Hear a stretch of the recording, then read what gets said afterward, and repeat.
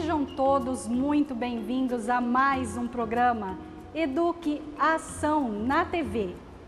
Vocês com certeza se lembram de mim, não é?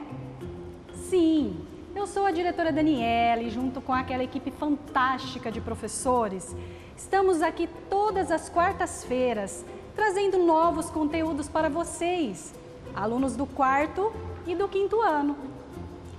Mas antes de começar a nossa aula, eu sempre gosto de conversar um pouquinho com você aí de casa. E hoje quero falar sobre possibilidades de aprendizagens. Você sabia que é possível aprender muito além dos muros da escola? Não?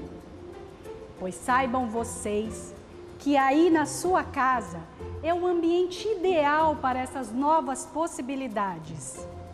Então, brinquem muito, aprendam novas receitas, jardinagens, compostagens, façam um livro dessa quarentena. Enfim, inúmeras possibilidades existem de aprendizados além da escola. E você ainda pode descobrir que possui algum talento. Viu só quantas possibilidades interessantes? E por falar em interessante, lembrei da nossa aula de hoje, que fala justamente desses temas, como cidadania, problemas urbanos, corresponsabilidade. Falaremos um pouquinho também sobre a história da nossa humanidade. Teremos um jogo sensacional que se chama Tapete do Movimento. E como sempre, vamos iniciar com aquela maravilhosa leitura, que hoje será a crônica Tatuapé, o caminho do tatu. Então é isso, fiquem conosco e curtam muito a nossa programação de hoje. Tchau!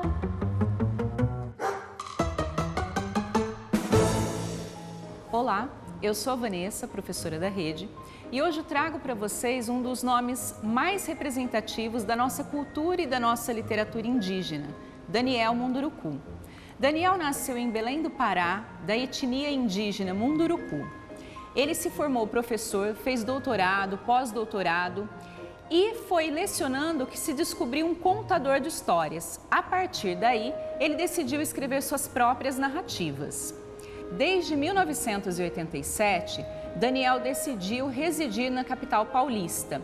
Hoje ele mora em Lorena, mas em 2011, morando na capital, escreveu o livro Crônicas de São Paulo, um olhar indígena. Nesse livro, ele traz um pouquinho do olhar indígena para alguns lugares conhecidos. Vocês já ouviram falar de Ibirapuera, do Parque Ibirapuera? Itaquera, Jabaquara? Quando nós ouvimos esses nomes, o que passa pela nossa memória? Será que nós conhecemos a memória histórica desses lugares? Nesse livro, ele busca refletir sobre a história das pessoas que participaram e das que participam na construção da Grande São Paulo. Sem contar que eles nos presenteia a todo momento com um pouco da sua cultura e da sua história. Vamos para o livro? Nesse conto que nós trouxemos hoje, ele busca brincar com o tatu metálico, o metrô, e com o tatu animal, os caminhos que o tatu percorre. O texto de hoje é Tatuapé, o caminho do tatu. Uma das mais intrigantes invenções humanas é o metrô. Não digo que seja intrigante para o homem comum, acostumado com os avanços tecnológicos. Penso no homem da floresta, acostumado com o silêncio da mata, com o canto dos pássaros ou com a paciência constante do rio que segue o seu fluxo rumo ao mar. Penso nos povos da floresta. Os índios sempre ficam encantados com a agilidade do grande tatu metálico. Lembro de mim mesmo quando cheguei a São Paulo. Ficava muito tempo atrás desse tatu apenas para observar o caminho que ele fazia. O tatu da floresta tem uma característica muito interessante. Ele corre para sua toca quando se vê acuado pelos seus predadores. É uma forma de escapar ao ataque deles, mas isso é um instinto de sobrevivência. Quem vive na floresta sabe bem lá dentro de si que não pode se permitir andar desatento, pois corre um sério perigo de não ter amanhã. O tatu metálico da cidade não tem esse medo. É ele quem faz o seu caminho, mostra a direção, rasga os trilhos como quem desbrava. É ele que segue levando pessoas para os seus destinos. Alguns sofrem com a sua chegada, outros sofrem com a sua partida. Voltei a pensar no tatu da floresta, que desconhece o próprio destino e sabe aonde quer chegar. Pensei também no tempo de antigamente, quando o tatuapé era um lugar de caça ao tatu. Índios caçadores entravam em sua mata apenas para saber onde estavam as pegadas do animal. Depois, eles ficavam à espreita daquele parente, aguardando pacientemente sua manifestação. Nessa hora, quando o tatu saía da toca, eles o pegavam e faziam um suculento assado que iria alimentar os famintos caçadores. Voltei a pensar no tatu da cidade, que não pode servir de alimento, mas é usado como transporte para a maioria das pessoas poder encontrar o seu próprio alimento. Andando no metrô que seguia rumo ao Tatuapé, fiquei mirando os prédios que ele cortava como se fossem árvores gigantes de concreto. Naquele itinerário, eu ia buscando algum resquício das antigas civilizações que habitaram aquele vale. Encontrei apenas urubus que sobrevoavam o trem, que por sua vez cortava o coração da Mãe Terra como uma lâmina afiada. Vi pombos e pombas voando livremente entre as estações. Vi um gavião que voava indiferente por entre os prédios. Não vi nenhum tatu, e isso me fez sentir saudades de um tempo em que a natureza imperava nesse pedaço de São Paulo, habitado pelos índios puris. Senti saudades de um ontem impossível de se tornar hoje novamente. E pensando nisso, deixei o trem me levar entre Itaquera e o Anhangabaú. Precisava levar minha alma ao princípio de tudo. Bom, pensaram já no tatu que percorre o caminho e no tatu metálico? Vocês conhecem o metrô? Já percorreram os caminhos e se imaginaram buscando algo? Até!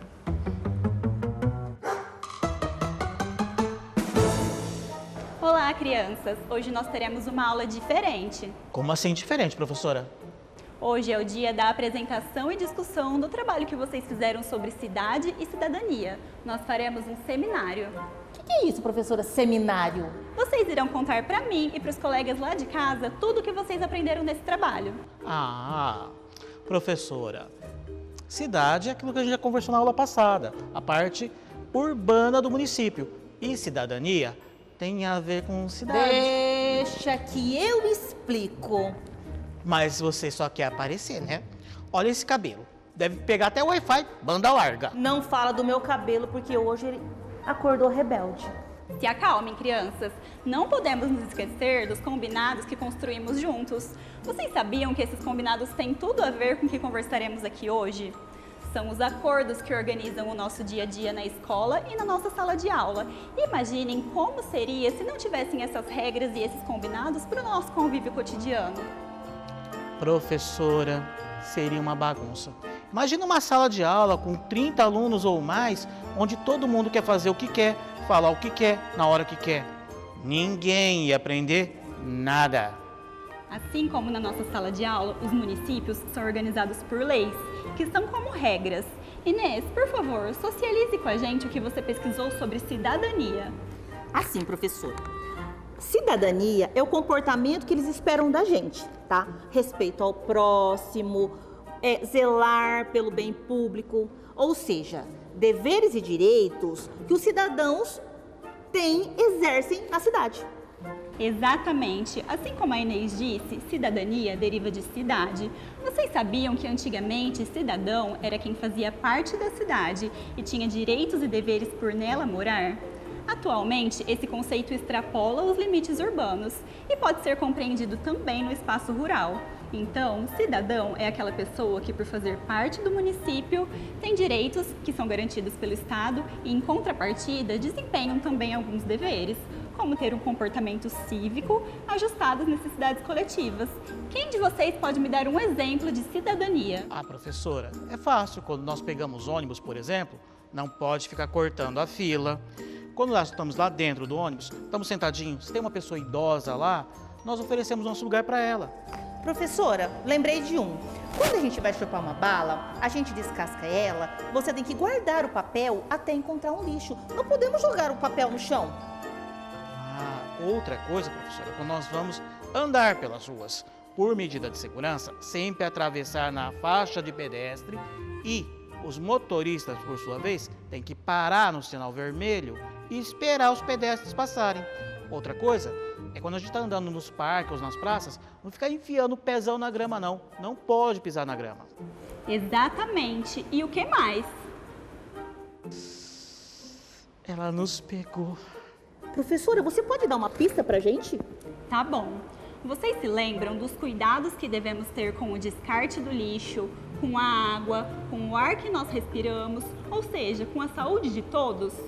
Sim, professora, olha só, em casa, por exemplo, a gente tem que economizar água, economizar energia, ajudar nossos pais, nossa família nos deveres domésticos. Professora, lembrei de mais uma. Os quintais, tomar muito cuidado para não empoçar as águas, porque o mosquito da dengue pode ir lá e botar os ovinhos, vai nascer mais mosquito. A minha mãe falou que um dos nossos maiores problemas aqui da cidade é a dengue e acontece mais no verão, porque chove muito. Muito bem, mas me contem, o que vocês, enquanto cidadãos, podem fazer para ajudar a solucionar esse problema no bairro que vocês moram? Isso é fácil, professora. Basta fazer toda um esqueminha de proteção e de limpeza e mandar para os grupos de WhatsApp da família, os moradores. Já sei, podemos fazer cartazes, socializar o que a gente está aprendendo aqui e fazer os cartazes e colar nas ruas por onde as pessoas passam. E também podemos denunciar quem não limpa o seu quintal ou joga lixo em terreno baldio, céu aberto. Todos nós somos corresponsáveis, todos devemos fazer a nossa parte. Professora, na minha pesquisa também, eu encontrei outro problema na cidade, as enchentes. Dá uma olhada na situação quando começa a chover muito forte. Vejam só o estrago que aconteceu nessas avenidas. Professora, eu fiz nosso trabalho, eu fiz o registro de por que as enchentes ocorrem. Posso ler para a senhora? Claro. As enchentes ocorrem por diversos fatores. Tem muita gente estudando meios de acabar com elas de uma vez. Já fizeram muitas obras para tentar resolver. O crescimento desordenado do município é um dos fatores. Muitos prédios e casas, muito asfalto, poucas áreas verdes e a poluição do ar formam as ilhas de calor. E em locais como o centro da cidade, a temperatura pode ser muito maior que nas áreas verdes, que têm mais vegetação. As chuvas do verão são cada vez mais fortes por causa da substituição das matas naturais pelo concreto.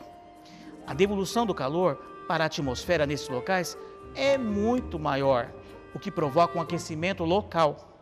Os bolsões de calor, mais a umidade natural do verão, provocam os temporais que alagam tudo. O problema é estrutural também, já que nossa cidade foi construída nos vales entre os rios Canela, Borá e Rio Preto. Os rios Canela e Borá foram canalizados e por cima deles passam as avenidas Alberto Andaló e Badibacite. Pesquisas apontam que, além dos fatores humanos, há fenômenos da natureza envolvidos também. O aumento da temperatura global, causado pelo excesso de gases de efeito estufa, como o gás carbônico, presente nas fumaças produzidas pelas queimadas, pelas indústrias ou pelos escapamentos de veículos, já aumentaram a temperatura da Terra em 0,8 graus Celsius. E as consequências são mudanças climáticas. Exemplo, furacões tropicais, que não aconteciam na nossa região, começaram a ocorrer. Até Rio Preto tem sofrido com esses eventos climáticos catastróficos. Professora, outro problema que eu descobri na minha pesquisa é o transporte público. Sabe o que eu descobri? Que tem cidades aqui na nossa região que não tem ônibus circular. Em outras cidades mais longe, eles usam trens e metrôs. Em outras cidades mais longes ainda, eles usam até barcos como meio de transporte. Interessante. Mas me contem, o que transporte público tem a ver com problemas urbanos? isso aqui está na minha pesquisa. Vamos lá. Quando a cidade cresce muito, os lugares ficam longe uns dos outros, né? Aí as pessoas não conseguem chegar rapidamente caminhando em todos os lugares, como meu avô, meu pai, né? Hoje as pessoas precisam de ônibus para trabalhar, para chegar nos lugares de lazer. Então, aí que está o problema. Olha, ônibus lotados. Sabe por que acontece isso? Porque as pessoas necessitam desse transporte e a cidade cresceu muito. Então, é preciso que haja investimento em transporte público. Outra alternativa seria a construção de ciclovias para a população usar bicicleta para se locomover com segurança, viu, Adriano? Se não tem transporte público para todos, as pessoas acabam usando cada vez mais carros e motos, o que aumenta o trânsito de veículos nas ruas, causando engarrafamentos, e aumento da poluição do ar. Mas, professora, não é só escapamento que aumenta a poluição do ar, não. Tem muita gente que não exerce sua cidadania. Falei bonito, né? Que põe fogo em terrenos baldios, põe fogo em pasto, olha só a foto. E põe fogo em até folha que varreu da frente de casa. E o que acontece? Aumenta a poluição do ar, olha só. E tem até fábricas que não cumprem a sua obrigação ambiental e não colocam o filtro na chaminé.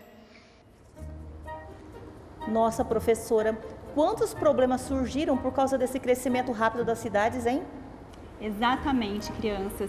Esse crescimento rápido da cidade, tanto em população quanto em extensão territorial, é um fenômeno que chamamos de urbanização, que é quando o espaço rural se transforma em espaço urbano. A urbanização desordenada, como aconteceu no nosso país, pegou os municípios despreparados para atender as necessidades básicas da população e causou uma série de problemas ambientais e sociais, como alguns que vocês trouxeram aqui hoje. E pensando nisso, pessoal, nós lembramos também que não é só isso. Hoje em dia, nós estamos vivendo um problema social, urbano, que envolve todos nós, a pandemia do coronavírus. E para resolver, para lutar contra ela, cidadania é uma grande arma. Fazer o papel de cidadão, proteger a si próprio e as pessoas que estão à nossa volta para um bem maior. E para proteger isso, para fazer assim, você tem que usar aquilo que a ciência prega, que a ciência comprovou e prega. Usar máscaras, lavar as mãos. Se for sair, sai pouco. De preferência, não saia. Fazendo isso, você está protegendo todo mundo. Está contribuindo para que o nosso país cresça e para que a gente tenha uma saúde e uma qualidade de vida melhor. Você, criança, adolescente, é um cidadão e tem que exercer sua cidadania. Esse momento vai passar mesmo. E você vai poder se reunir com quem você gosta, com as pessoas que você quer. Confie em mim, depende de você. Fique bem. Tchau.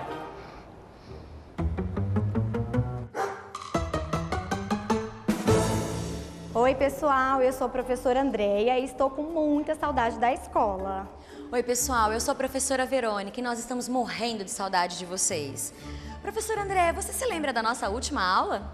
Lembro sim. A gente falou sobre o excesso de consumo que existe na nossa sociedade e também sobre o descarte inadequado que a gente faz daqueles resíduos que a gente chama de lixo e os impactos que isso causa no nosso meio ambiente. Exatamente. Quanto mais nós consumimos, mais problemas ambientais nós causamos. E nós vimos também sobre os 5 R's e o quanto eles podem ser a solução contra esses impactos ambientais. E a gente também deixou uma pergunta para o pessoal de casa. Será que os nossos antepassados também prejudicavam o meio ambiente? Como será que era a relação deles com a natureza? Uma pergunta muito interessante essa. Nós precisamos voltar ao passado para compreendermos sobre hoje, o nosso presente. E aí nós precisamos voltar numa época onde os primeiros hominídeos andavam sobre a Terra. Vamos falar sobre 3 deles. Isso, e é muito importante a gente ter esse conhecimento, porque algumas das nossas características são responsabilidade dos nossos antepassados, né? Então a gente vai falar primeiro do Homo habilis, que foi o primeiro hominídeo a utilizar instrumentos para conseguir alimentos. Por exemplo, um pedacinho de graveto para tirar uma fruta de uma árvore, né? E aí, com o desenvolvimento, a gente tem também o Homo erectus. Como o nome diz, ele foi o primeiro hominídeo a conseguir ter uma postura ereta, com a coluna vertebral alinhadinha, como a gente vê aqui na imagem. E o próximo hominídeo é o Homo neanderthalensis. Ele é responsável por nós, Homo sapiens, termos acesso à arte. Foram feitos estudos que encontraram vestígios de instrumentos musicais por onde eles viviam. E esses estudos, professora Verônica, são muito importantes, porque eles também mostram que o cérebro acompanhou essa evolução, porque ele foi se expandindo, aumentando conforme as espécies evoluíam. Isso mesmo. E todo esse desenvolvimento cerebral recebeu o nome de revolução cognitiva. E isso possibilitou que eles se desenvolvessem cada vez mais. É, isso mesmo. Nós éramos caçadores e coletores nômades. O que isso quer dizer? Que não havia moradia fixa. Os nossos antepassados, eles caminhavam de um lugar a outro e esse caminhar fez com que a gente adquirisse conhecimento geográfico, que é de lugar, né? E essa busca por alimentos e água para a sobrevivência fez com que surgisse o conhecimento biológico. E todo esse conhecimento era passado de geração para geração, de pai para filho, através da observação, da prática, que é o fazer, e também através das pinturas rupestres. Vamos explicar para o pessoal de casa o que são essas pinturas rupestres? Vamos sim, Andréia. As pinturas rupestres foram os primeiros registros deixados por essas espécies. E eles usavam diversos materiais para deixar esses registros em rochas, em cavernas. E eles usavam, você sabia, André, que eles não tinham tintas. Então eles usavam o que eles tinham por lá, como carvão, terra, sementes, frutas. Inclusive, em alguns usavam até sangue ou fezes. Nossa, que interessante, né? Sangue e fezes de animais para fazer essas pinturas. E as representações dessas pinturas eram principalmente de animais, cenas de caçadas e também coisas cotidianas, né? Do dia a dia das pessoas. Isso mesmo. E todo esse conhecimento que era passado entre eles fez com que os seres humanos caminhassem entre os continentes. E esse caminhar possibilitou novos conhecimentos e também possibilitou a descoberta de novos territórios. Um dos principais conhecimentos que eles adquiriram foi o conhecimento de plantar. Ao observar os animais que comiam uma fruta e deixava a semente, essa semente germinava. Então, esse conhecimento foi chamado de Revolução Agrícola. Pessoal, e foi nessa época da Revolução Agrícola, que a professora Verônica acabou de falar, que o ser humano, além de começar a plantar, começou também a domesticar os animais, né? Então, se hoje a gente se alimenta de algum tipo de carnes, frutas, né, vegetais, é porque em algum momento da nossa história, alguns grupos selecionaram esses alimentos. E a gente chama esse conhecimento de herança histórica. Isso mesmo. E todo esse conhecimento mudou drasticamente a vida deles, que antes eram nômades e precisavam ficar migrando em busca de alimento, agora puderam tornar-se sedentários, ou seja, fixar moradia e produzir o seu próprio alimento. Assim, não precisando mais mudar e começaram a se desenvolver. E nesse sedentarismo, a gente observa um padrão também. As populações, elas passaram a se fixar próximas a rios e também passaram a usar o arado para preparar a terra antes do plantio. Falando em rio, Andréia, olha só que legal, os egípcios avançaram muito tecnologicamente nessa época, porque eles conseguiam pegar a água do rio e levar até as plantações, fazendo um sistema de irrigação muito eficiente. É muito interessante quando a gente olha para o passado para entender o nosso presente, né? Tudo o que acontecia tem uma relação direta com o que temos hoje.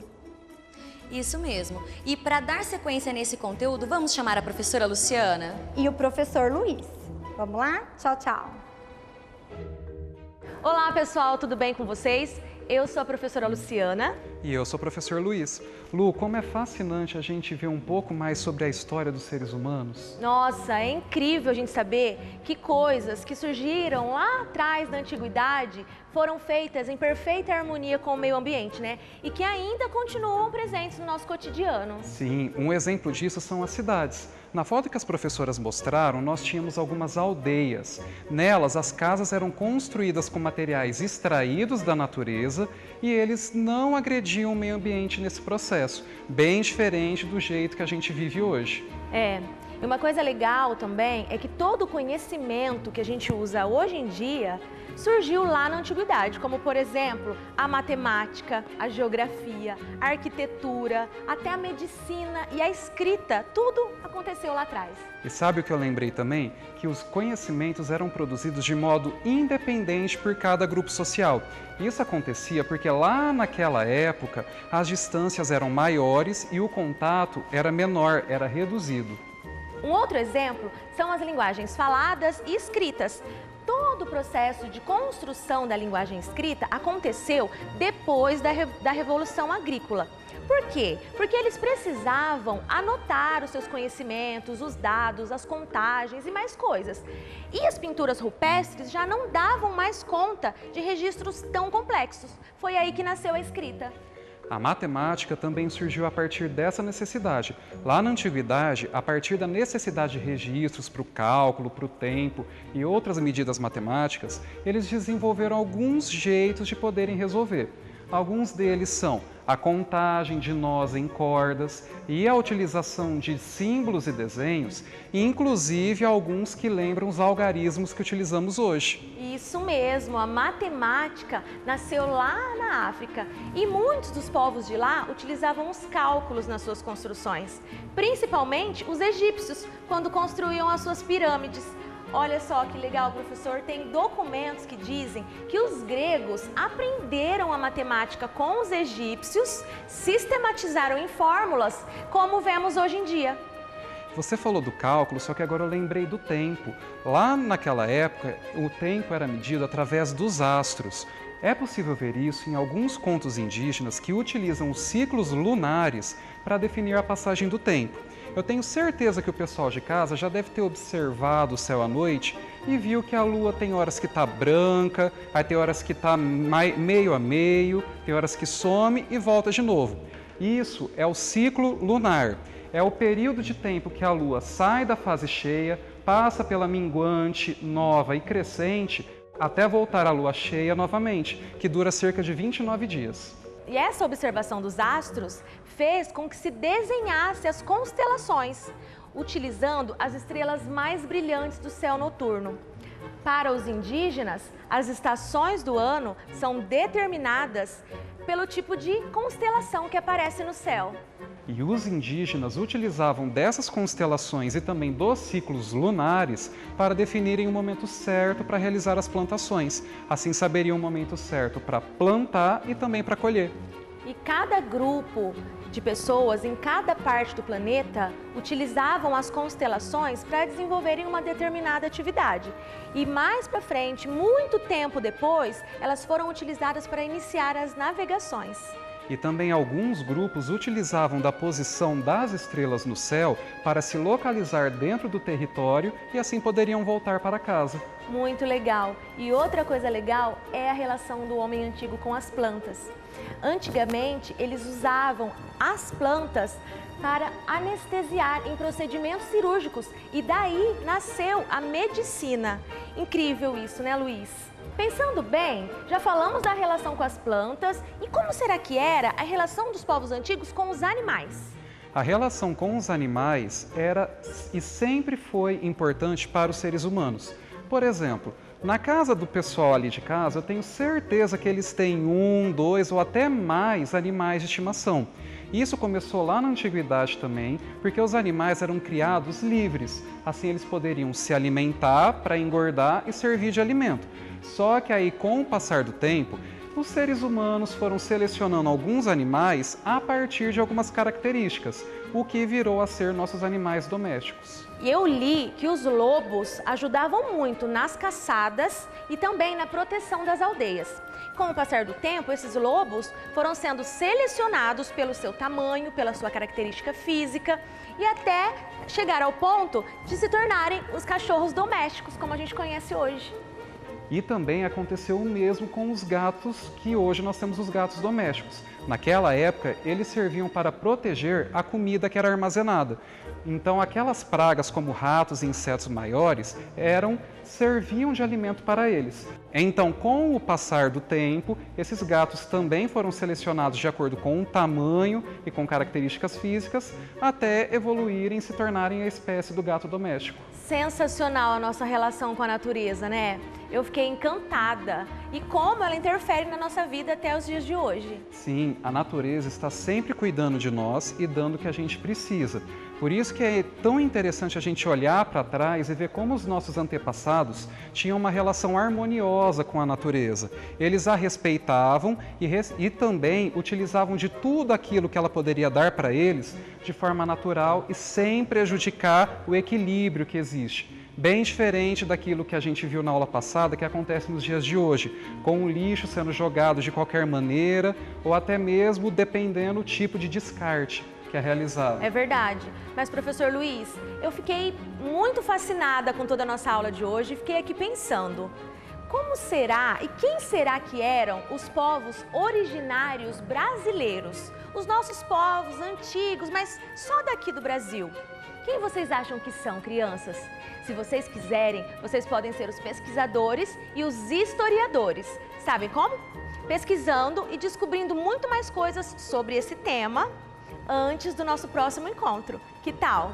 Eu concordo. E quando chegar nosso próximo encontro, compare o que você pesquisou com o que nós vamos falar. Assim, se tiver tudo certo, você foi um excelente pesquisador. Excelente. Vamos lá? Tchau, pessoal. Até mais.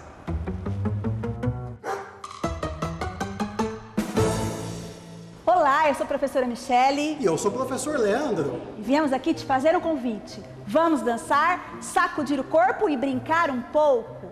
A brincadeira que a gente tem para trazer para vocês é a brincadeira divertida, que eu já brinquei em vários lugares com brinquedos eletrônicos. Ela é de dança e movimento, é a brincadeira do tapete do movimento. É uma brincadeira simples, você pisa nas cores, trabalha atenção, concentração, lateralidade e trabalha a dança. E dançar faz bem, nos faz feliz e é uma ótima dica para você fazer aí em casa com a sua família. Exatamente, é muito fácil. Para começar, nós vamos fazer um tapete com essas cores que estão na tela. Vermelho, verde, amarelo e azul, nesse sentido horário. Você pode utilizar, por exemplo, pedaços de papel colorido, se você tiver na sua casa. Se você não tiver, não tem problema, utilize o que você tem em casa. Um sulfite, você pode pintar com guache, canetinha, lápis de cor, giz de cera e já dá certo.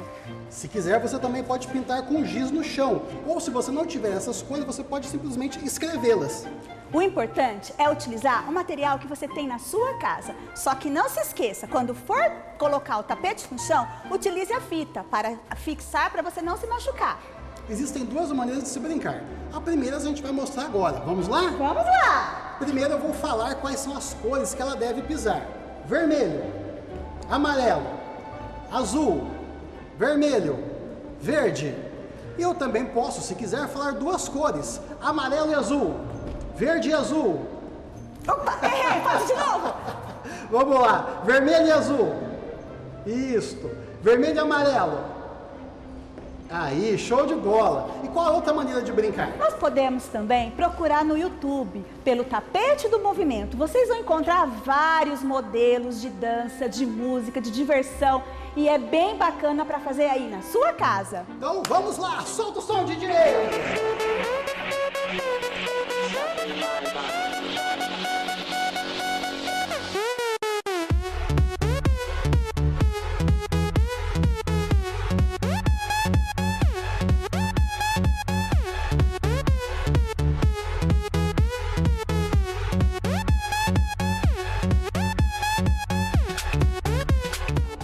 Show de bola! E essa brincadeira você pode fazer na sua casa, com seus familiares e seus amigos. A gente se vê no próximo programa. Tchau, tchau!